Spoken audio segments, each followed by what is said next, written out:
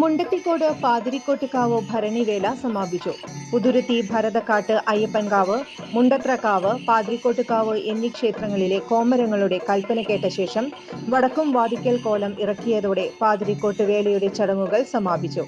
ക്ഷേത്രത്തിൽ നടന്ന പ്രത്യേക പൂജകൾക്ക് ശേഷം തന്ത്രി അനൂപ് കൃഷ്ണൻ നമ്പൂതിരി, മേൽശാന്തി അനീഷ് കൈലാസം എന്നിവർ നേതൃത്വം നൽകി.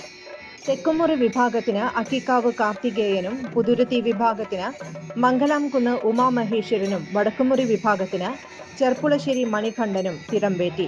കൂട്ടിയെഴുന്നള്ളിപ്പിന് 12 ആനകൾ അണിനിരന്നു. ചുവല്ലൂർ മോഹനൻ വാദ്യാർ നയിച്ച മേളം അകമ്പടിയായി. നായാടി, പൂതൻ, കാളകളി, ഹരിജൻ വേലകൾ എന്നിവ വേലയുടെ മാറ്റുകൂട്ടി. ക്ഷേത്രനടയിൽ തെയ്യങ്ങൾ നിറഞ്ഞാടിയപ്പോൾ ജനസഹസ്രങ്ങൾക്ക് അത് വേറിട്ടൊരു അനുഭവമായി.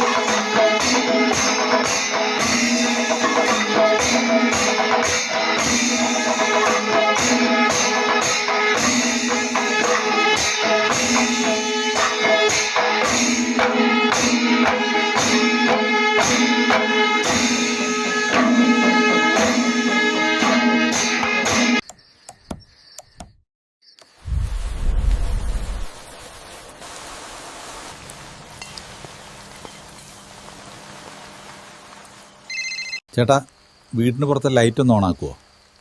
ഫുള്ളിരുട്ട. ഇപ്പം ഇടാം.